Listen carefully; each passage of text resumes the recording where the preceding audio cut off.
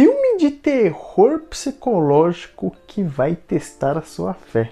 Então, salve galera, Rafael Fi aqui no Teologia em Hollywood, hoje para falar desse novo lançamento da A24, chamado Herege. Bora então trazer algumas considerações sobre o filme e tentar trazer um final explicado junto com aquilo que eu acredito que seja uma resposta cristã ao grande dilema que o filme traz. Mas saiba que o maior herege de todos vai ser você se não deixar o like nesse vídeo agora e não se inscrever nesse canal. Mas chega mais comigo então e bora trocar ideia sobre Herege.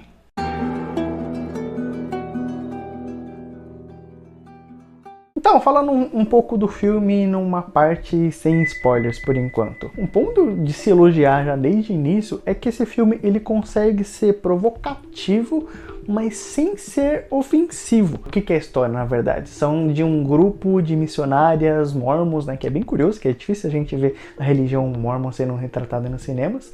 E aí é um grupo de missionárias mormons que vão ali na casa de um senhor, tentar evangelizá-lo e tudo mais. E aí ele convida as duas para entrar. E dentro ali da casa vão acontecer uma série de situações ali tensas e tudo mais, onde a fé das duas vai ser posta à prova, né? E aí, nesse sentido, o filme ele é provocativo.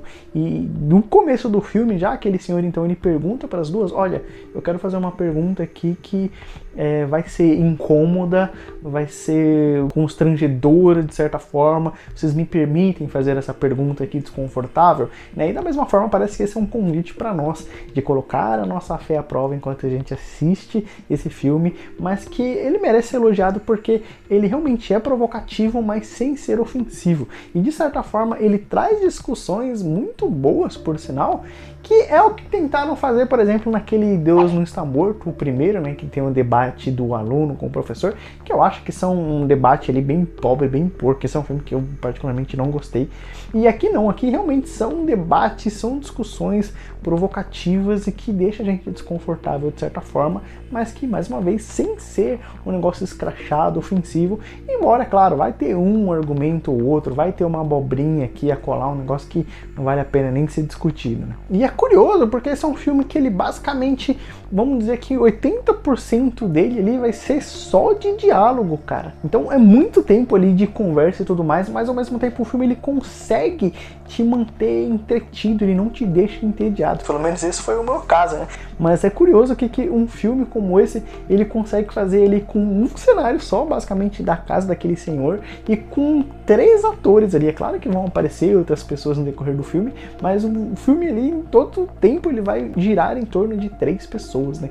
Então é bem curioso que o filme, ele consegue, o tanto que esse filme consegue fazer com tão pouco. E aí essa fotografia, né, essa câmera que fica ali na cara dos personagens ali focado o tempo todo, cara, é um negócio que ao mesmo tempo que ele te convida, parece que você se sente ali presente naquela sala de estar junto com os personagens, mas ao mesmo tempo faz você sentir o constrangimento, faz você sentir como aquele momento de fato é uma coisa desconfortável, né? Você se sente ali naquela situação constrangedora junto com aquelas duas meninas. Mas é um filme que vale muito a pena, ele é uma trama totalmente imprevisível e contagiante, cara. Você vai querer assistir essa história, você vai querer assistir esse filme até o final e é muito legal essa trama imprevisível ali e que te deixa realmente tenso e curioso para saber o que vai acontecer. É um filme 10 de 10 fácil. Para mim, esse filme aqui vai ser aquele Jogos Mortais que deu certo, cara.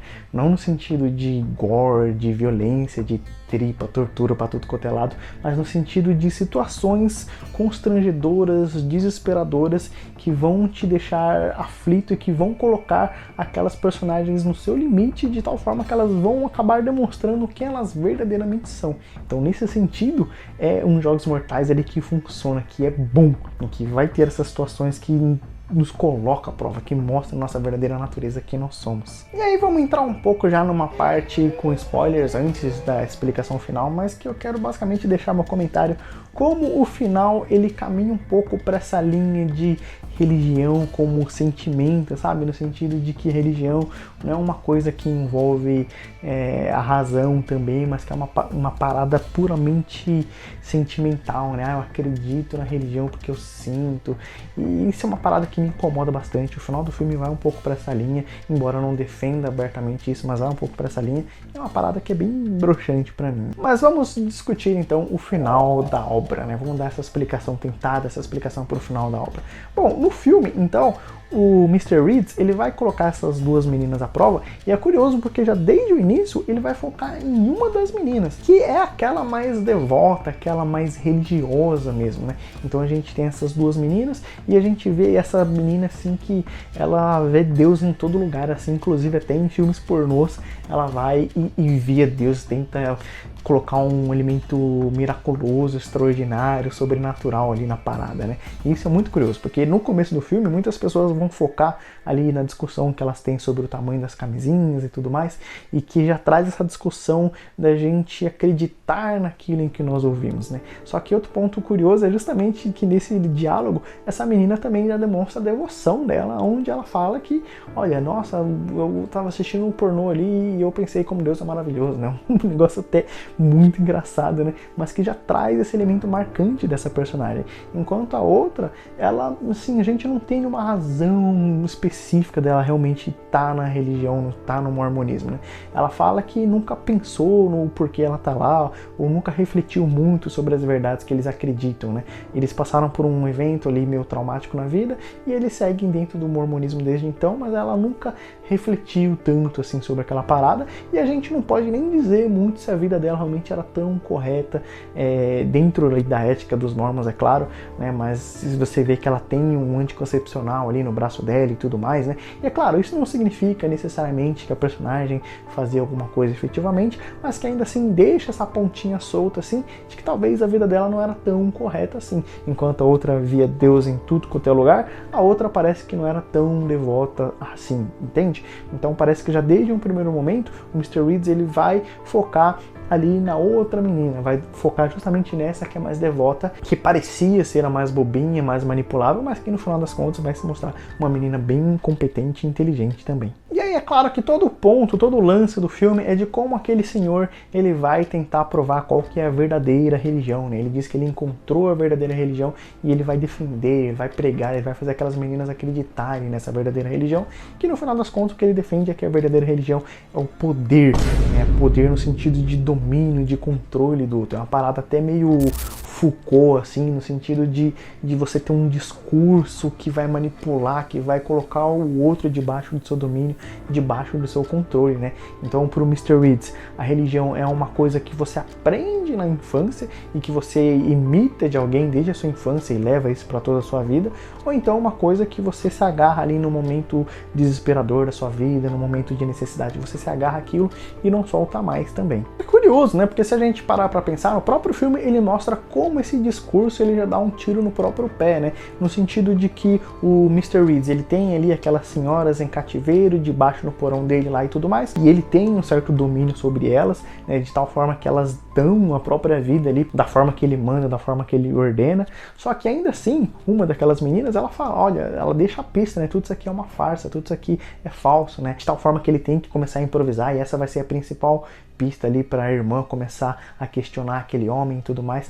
Então é curioso porque, de novo, mostra que esse domínio ele não é absoluto. Mostra que mesmo essas pessoas debaixo do domínio daquele homem, elas tentam se rebelar, elas mostram que aquilo de fato é uma farsa. Enquanto que na religião verdadeira, enquanto que na fé verdadeira, que eu acredito que é a fé em Jesus Cristo, é claro, as pessoas elas não só entregam a sua vida pelo que elas creem, mas elas vivem por isso, que é muito mais difícil do que você dar a sua vida, é você viver segundo os mandamentos de Deus, é você viver debaixo de uma ética cristã, mas não viver porque é um domínio, um poder imposto sobre você, mas é porque nós amamos ao nosso Senhor, é porque nós amamos essa mensagem, é por isso que a gente vive por ela, não debaixo de coerção, não debaixo de medo, mas de amor ao nosso Senhor que nos resgatou. Então essa é a grande diferença. E aí um dos pontos muito positivos aqui desse filme é como ele deixa esse final em aberto, então, quase que convidando a gente para escolher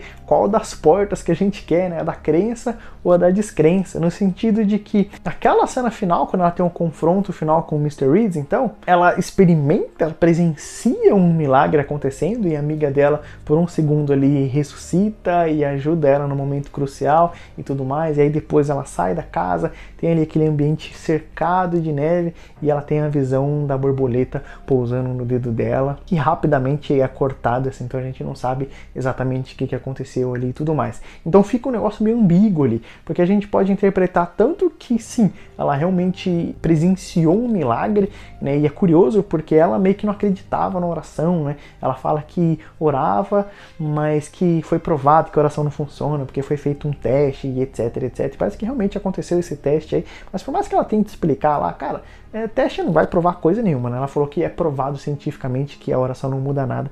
E isso é uma grande besteira, uma grande falácia, né? Mas ainda assim ela fala que não, a oração não muda nada, mas que ainda assim ela gosta da ideia de orar porque é você ter o pensamento no outro, é você parar de pensar em si mesmo por um instante e você pensar no outro, né? E priorizar o outro e tudo mais. E realmente na oração a gente faz esse tipo de coisa, né? A gente prioriza o outro, a gente prioriza o reino de Deus acima das nossas prioridades, acima dos nossos desejos, mas ainda assim não é só isso também, né? A fala dela é bem infeliz, é bem boba aqui, mas já fica até uma lição pra gente no sentido de que ela não acreditava no poder da oração, mas ainda assim orando, parece que Deus respondeu a oração dela e ela presencia um milagre lá e a amiga realmente salva a vida dela. Então a gente já poderia tirar de lição aqui que mesmo quando nós somos infiéis, Deus ele permanece fiel, mesmo ela não acreditando no poder da oração, ainda assim Deus na sua misericórdia e graça responde a oração dela e salva a vida dela naquele momento.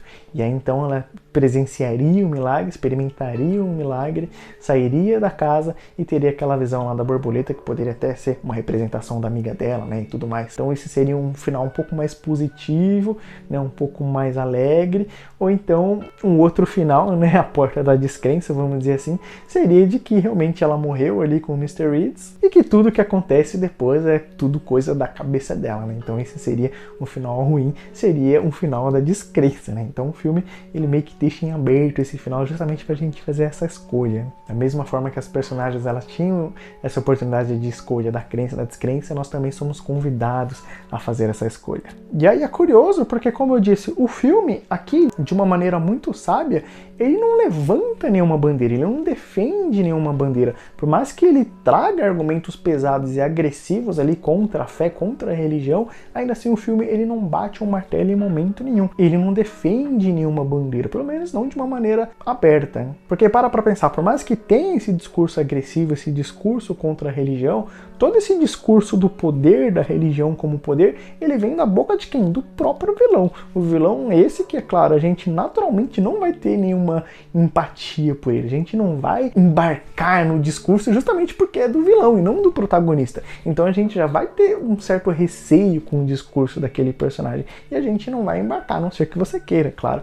Mas, via de regra, é um discurso que ele é agressivo, mas que já tem a nossa antipatia, porque vem da boca do vilão. Então o filme, no final das contas, ele não vai defender a bandeira do ateísmo, da religião como poder ou alguma coisa do gênero. Muito pelo contrário, até porque o final, se a gente for pro lado positivo, ele termina justamente com um milagre, com um elemento ali mais sobrenatural, né? E aí fica o convite pra gente, de novo, dessas duas portas, como eu mencionei. Até se a gente parar para pensar na figura da borboleta, o que aquela cena final da borboleta pousando no dedo dela poderia ser tanto um negócio ali que ela falou que, né, se ela morresse, ela gostaria de vir como uma borboleta para visitar os amigos dela. Um negócio meio esquisito ali. Eu acho que os mormons, pelo que eu saiba, eles não acreditam em reencarnação, né? Então fica um papo meio esquisito ali, meio maluco que ela solta do nada, mas que ainda assim serve como esse ponto para conectar com o final do filme, de que se ela morresse, então ela gostaria de visitar as pessoas que ela ama na forma de uma borboletinha e pousar no dedo e tal.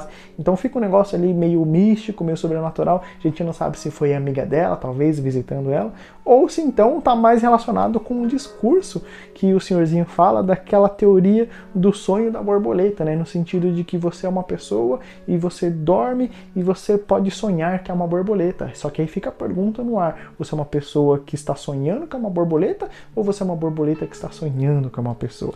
Então a gente poderia também interpretar aquela cena final como uma personagem alucinando ali, e tudo mais, vendo coisas e tudo mais, e realmente ela já tendo passado por outro mundo e ela tá só imaginando que veio com uma borboleta, mas na verdade ela já foi embora, né? Fica pra gente, né? O filme ele não defende nenhuma bandeira abertamente e fica pra gente esse convite, mais uma vez, das duas portas. E aí aqui no filme a gente já poderia tirar outra lição também de como muitas vezes a nossa fé ela se aprimora em meio às dificuldades, né? A gente pode pensar no texto lá de Pedro, em que ele diz que a nossa fé ela é como essa pedra preciosa, como esse ouro que passa pelo fogo ali para ser purificado, para enfim, né, sair todas as impurezas ali e ficar apenas o elemento precioso, o elemento de valor ali. A nossa fé também, da mesma forma, quando ela é posta à prova, ela se fortalece. É o que acontece aqui no filme também. Aquelas duas personagens ali, uma meio romântica, religiosa ali, mas de uma maneira meio romântica, ingênua,